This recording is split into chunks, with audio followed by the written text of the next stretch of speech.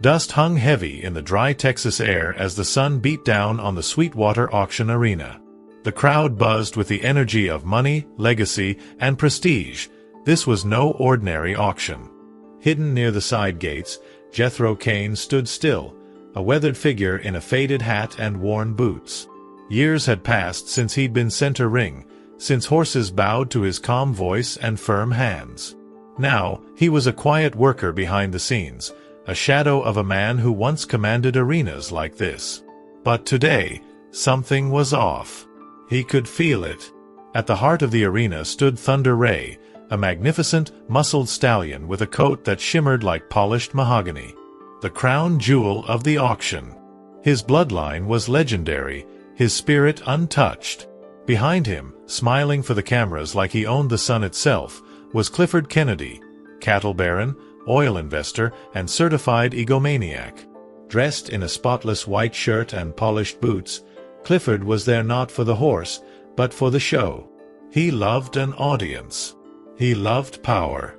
And he hated anything that reminded him he couldn't control everything. With a swagger in his step, Clifford approached Thunder Ray. "Look at this overfed prince," he chuckled loudly, raising his hand. Winona Hale, the facility manager, stood frozen by the fence, watching in disbelief. Before anyone could speak, Clifford slapped the horse's neck, not hard enough to injure, but loud enough to echo. A sharp, cracking sound cut through the arena like a whip. Conversations died. Laughter faltered. Even the wind seemed to hold its breath.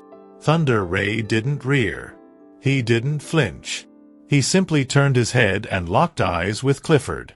There was no panic in his stare, only something deeper, more intelligent, more ancient. A quiet tension swept the arena. Alden Maris, standing near the buyers section, narrowed his eyes. He had seen that look before, once, a long time ago. On another horse. In another life. He looked over at Jethro, who hadn't moved. Clifford chuckled nervously and stepped back. "Tough guy, huh?" he muttered. But Thunder Ray took one step forward. Just one. Deliberate. Measured. The crowd began murmuring. Cameras clicked again, but the energy had shifted. Something invisible but undeniable had broken in the space between man and beast. And in that silent exchange, Jethro Cain's past began to awaken, one buried truth at a time. Jethro couldn't look away. As the dust began to settle, Thunder Ray lowered his head just slightly, but his eyes stayed fixed on Clifford. It wasn't the stare of a spooked animal. It was something colder. Calculated. For a brief moment, Jethro felt his chest tighten. That horse. He knew that look. He had seen it before, decades ago, in another pair of eyes that burned just as bright, in the middle of a thunderstorm, right before everything changed. Behind the rails, Winona Hale took a cautious step forward. She had worked with horses her entire life and trained some of the most temperamental studs in Texas. But nothing in her years of experience could explain the control Thunder Ray showed in that moment. "He's holding back," she whispered under her breath, almost in disbelief. No neighing. No stomping. Just a steady, eerie presence. It was like the horse was reading the man who hit him, and choosing to wait. Clifford, sensing the tension from the crowd, let out a loud laugh to break the silence. "What? Y'all never seen a horse get disciplined before." But no one laughed with him. Instead, heads turned toward Jethro. People had forgotten he was even there. But now, the way his jaw had tightened, the way his weathered hands clenched at his sides, it was clear something was boiling beneath the surface. Alden Maris, standing by the perimeter, watched Jethro with a silent intensity. He knew what it meant when a man stared at a horse like that. He'd seen Jethro do it once before, long ago, before the accident that cost Jethro everything. Before the silence, the withdrawal, the walking away from it all. Could Thunder Ray be connected? Was that even possible? Back in the holding pen, Thunder Ray turned his head slowly, and for the first time, his eyes met Jethro's. The noise around the arena faded for Jethro in that instant. The heat, the murmurs, even Clifford's obnoxious voice, it all vanished.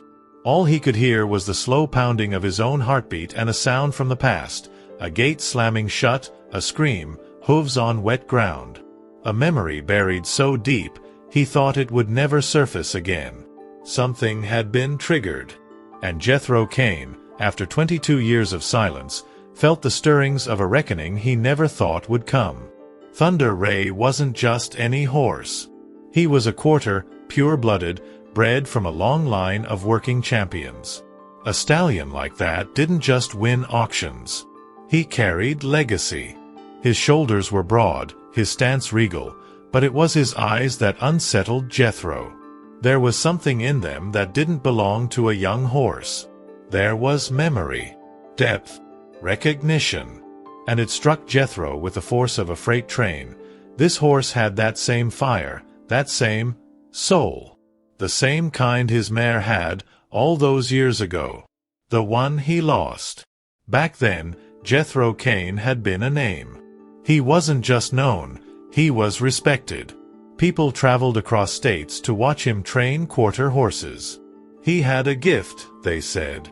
He understood the horses before they moved. And that mare, Cassidy's Ember, had been his pride. Fiery, bold, impossible to break. Until he did. They had bonded, truly. But one stormy night, something went wrong in the corral. A gate left open. A scream. A flash of lightning. Cassidy didn't survive. And neither did the man he once was. Winona Hale had been there. Younger then, just an assistant trainer at the time. She remembered the way Jethro had crumbled in the rain, soaked and silent beside the body of his mare. No one blamed him, not truly, but he blamed himself. After the funeral, he vanished. Gave up training. Sold everything. Moved out into the hills, like a ghost. And yet, seeing him now, staring down a stallion with haunted eyes, Winona felt that old wound bleeding again. There was history here. Something full circle. Alden Maris leaned against the fence, arms crossed. He hadn't spoken to Jethro in years, not since their falling out over Cassidy's death. But Alden knew bloodlines, better than anyone. He had studied Thunder Ray's paperwork the moment the horse was listed. There were gaps in the lineage, unspoken sections. Private sales. Unknown dams. It was rare, and oddly convenient.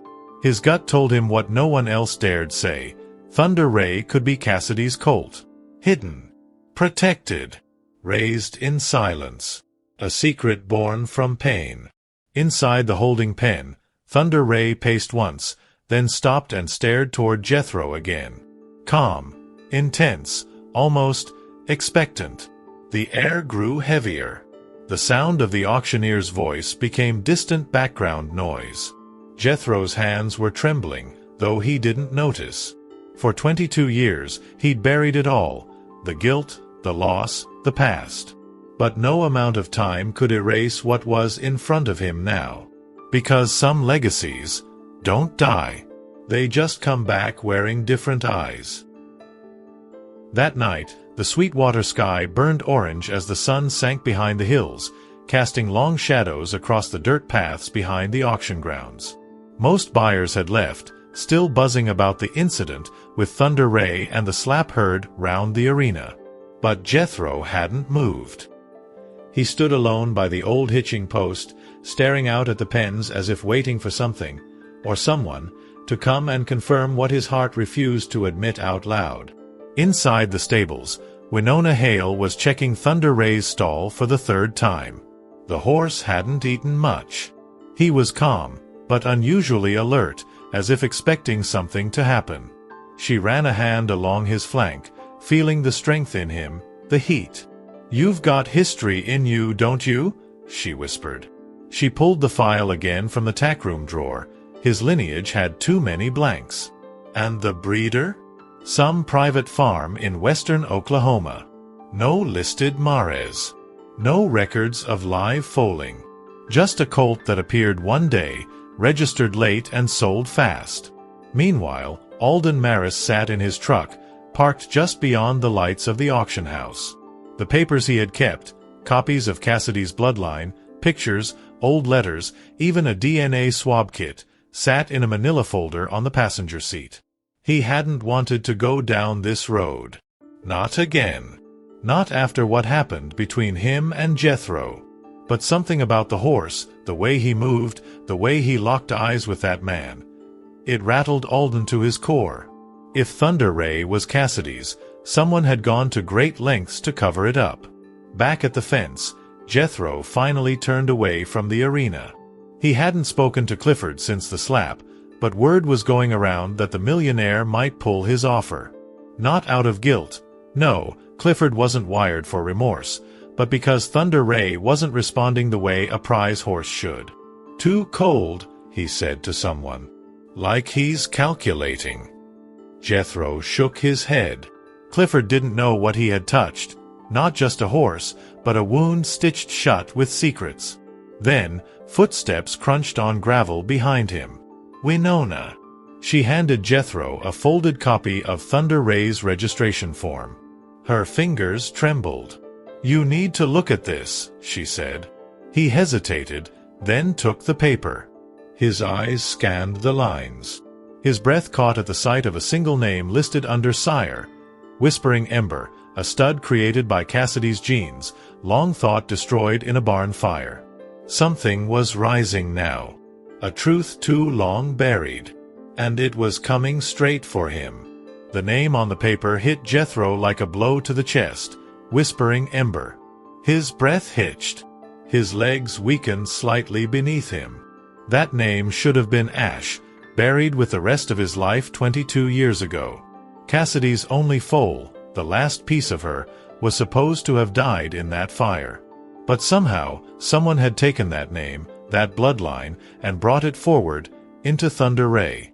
Winona didn't speak. She just stood there, watching Jethro battle with ghosts that had never truly left. The last time she'd seen him like this was the night he lost Cassidy. She remembered the flames licking at the old stable, the frantic screams, and Jethro screaming her name through the smoke. Everyone believed the foal was inside. But now there was reason to question everything. "There's no dam listed," she said softly. "And the original breeder? He doesn't exist. It's a ghost farm, Jethro." He looked up at her slowly. "You think someone saved him?" he asked, his voice cracking under the weight of what that possibility meant. Winona nodded. "Or stole him. Covered it up. Hid him so well that no one would ever make the connection. Thunder Ray wasn't just a horse anymore. He was the embodiment of everything Jethro had buried. His guilt. His failure. His love for an animal that had died protecting her unborn foal." Meanwhile, in the shadows of the barn, Alden Maris listened. He had followed quietly, unable to ignore the weight of what was unfolding. His own secrets tightened around his throat. Years ago, after the fire, he'd gone back, alone, and heard something moving in the ashes. A miracle, a foal, coughing, burned but alive. He never told Jethro. He never could. They weren't speaking then, and part of him had been angry. Maybe jealous. Maybe selfish. So, he gave the colt to a contact in Oklahoma with orders to hide the lineage. Now that lie stood tall in the form of Thunder Ray. As Jethro walked slowly back toward the stables, he heard a soft whinny, deep and familiar. He paused at the stall, and Thunder Ray stepped forward, close to the gate, watching him again with those deep, knowing eyes. Not wild.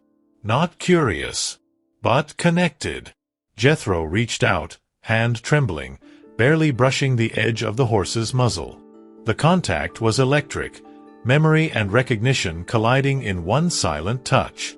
And in that moment, Jethro Cain realized. He wasn't looking at a stranger.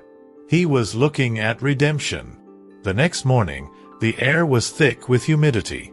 The clouds rolled low over Sweetwater, promising a storm, the kind that felt more like an omen than weather. Jethro Cain hadn't slept. He sat outside the barn with a tin mug of black coffee, watching thunder ray through the slats. The horse hadn't taken his eyes off Jethro since dawn, and Jethro hadn't looked away either. It was no longer a question. This wasn't coincidence. It was blood. It was fate. The gate behind him creaked. Alden Maris approached slowly, like a man headed toward the gallows. He had a small envelope in his hand, yellowed and sealed. "I should have told you years ago," he said without preamble.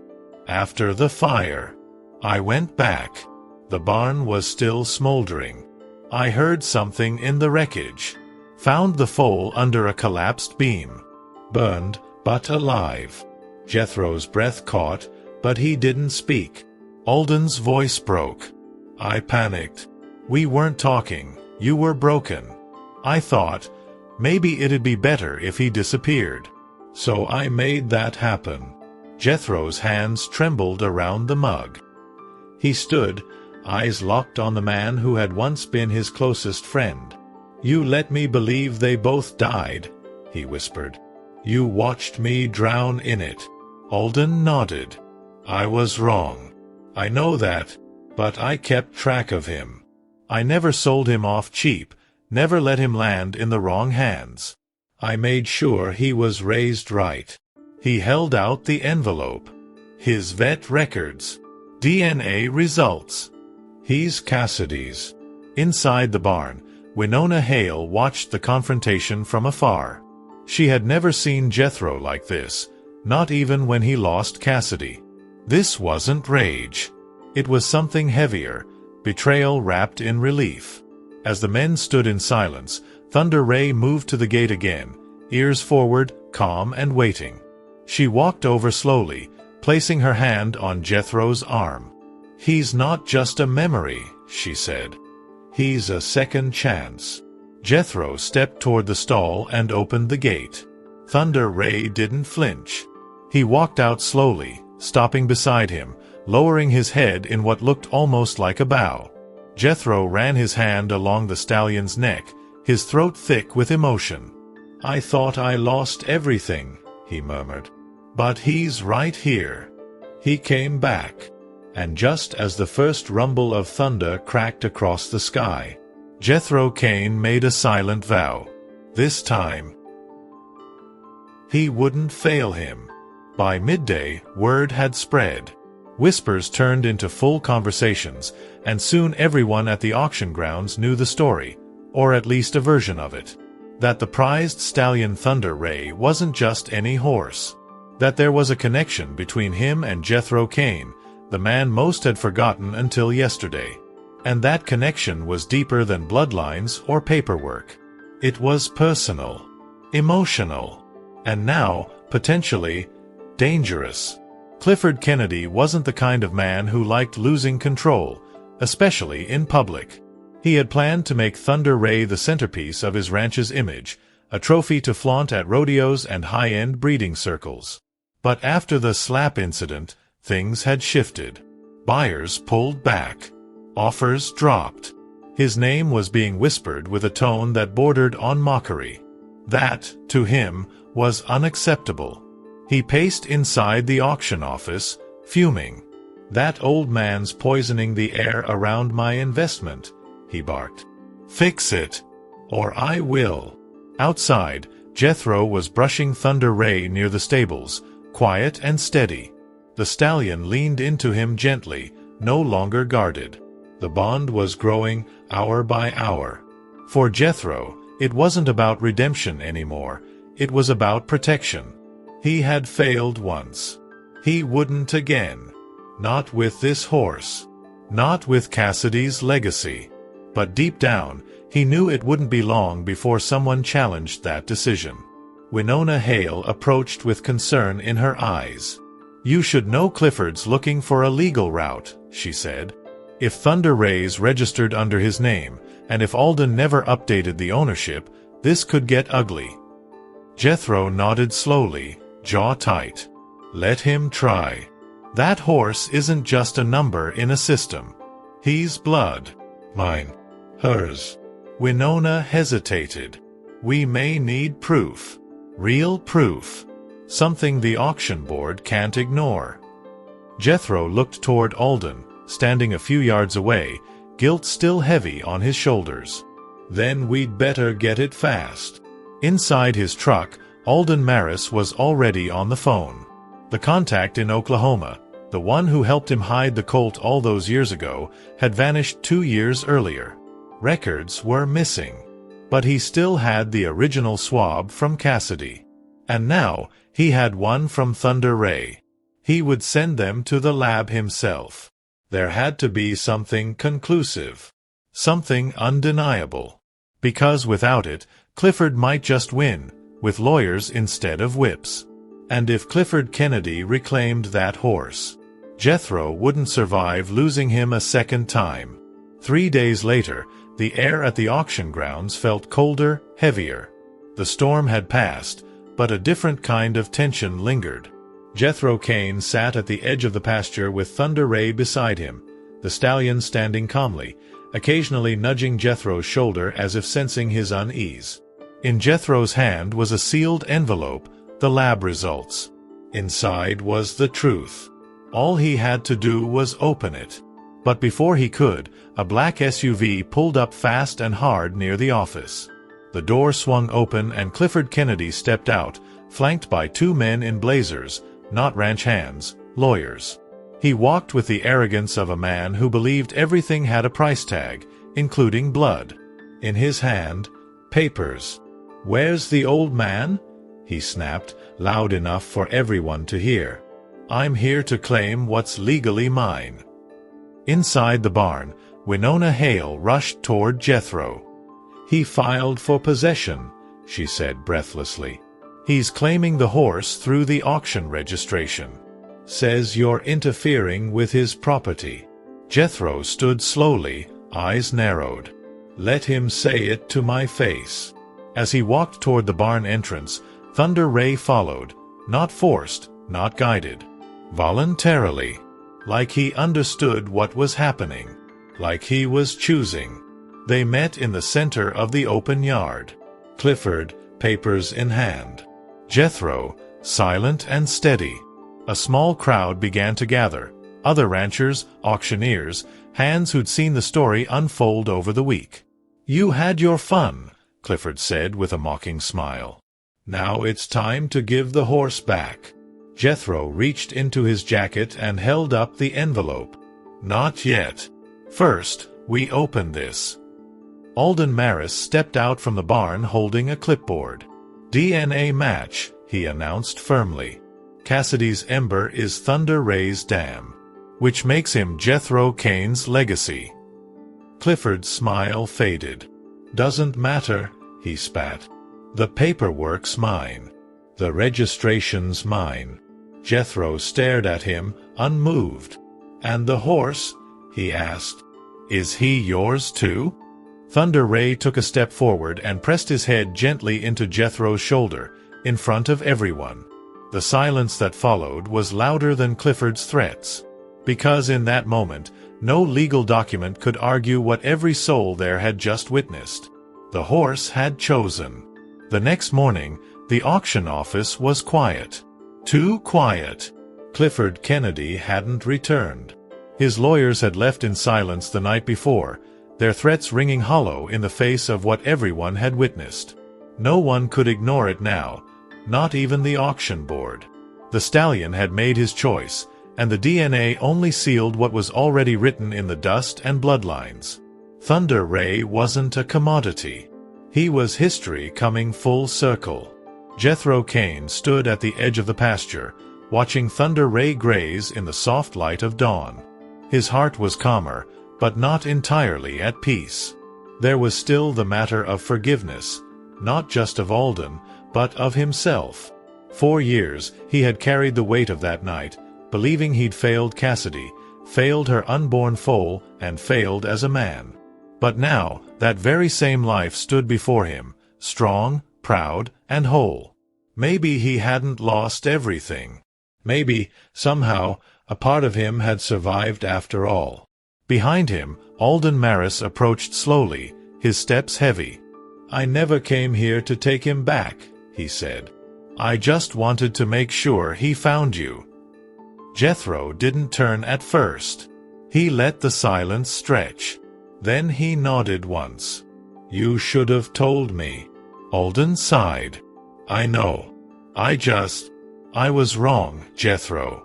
About everything. I thought I was protecting him, but maybe I was just protecting myself." Jethro finally turned. "We both were," he said. Inside the stables, Winona Hale was packing up paperwork, relieved but exhausted. She glanced toward the pasture, watching the two men talking, the horse grazing between them. It felt like closure, the kind that didn't come with court rulings or money. Just time, pain, and truth. She smiled faintly. For the first time in years, Jethro wasn't just existing. He was alive again. That afternoon, the auction board issued a formal statement. Thunder Ray's registration would be updated to reflect his true lineage. All prior claims were rescinded. Clifford Kennedy, despite his wealth and influence, was officially out of the picture. He'd underestimated not just the horse, but the bond between man and memory. As the sun began to sink behind the hills, Jethro stood alone with Thunder Ray, running a hand slowly along the stallion's neck. He didn't need to say anything. The silence between them held everything. Sorrow, survival, and something that felt dangerously close to hope. And as the sky turned gold, Jethro Cain understood. Some stories don't end. They just begin again. A week had passed since the storm. Not the one in the sky, but the one that had shaken the soul of Sweetwater. And in that quiet aftermath, something had shifted. Jethro Cain, once just a forgotten name in the shadows of the arena, was now spoken with a tone of reverence again. Not for what he had done in the past, but for the man he had become when it mattered most. Early that morning, with dew still clinging to the grass and mist rolling low over the hills, Jethro loaded Thunder Ray into an old trailer that hadn't been used in years. The rust creaked, the tires groaned, but the purpose was clear. He wasn't taking the horse to sell. He wasn't taking him to show. He was taking him home. To the land where Cassidy once ran free. To the same quiet place where a younger Jethro once believed everything could last forever. As he drove along the back roads, memories returned in fragments. The sound of hooves on wet dirt. Cassidy's mane whipping in the wind. Her soft nicker when she leaned into his chest. And then, the fire. The guilt. The years he'd spent trying not to feel anything at all. But now, those memories didn't feel like wounds. They felt like chapters. Part of a story that had paused, and finally found its way back. When they arrived, Alden Maris and Winona Hale were already there, waiting near the old pasture fence. The grass had grown wild over the years, but the land still remembered. Jethro opened the trailer, and Thunder Ray stepped out slowly, nostrils flaring, ears forward. He took a few cautious steps, then broke into a trot, fast, light, effortless. As if the land recognized him too. As if Cassidy's spirit was watching. Winona wiped her eyes discreetly. Alden placed a hand on Jethro's shoulder but said nothing. There was nothing to say. This was more than closure. It was resurrection. Thunder Ray slowed and trotted back to Jethro, stopping just inches from his chest. Jethro placed his forehead against the stallion's and whispered, "You found your way back." "So did I." And in that field, beneath the rising sun and the ghosts of yesterday, Jethro Cain was no longer broken. He was whole, because love, once truly given, never dies. It just waits for the right moment to return.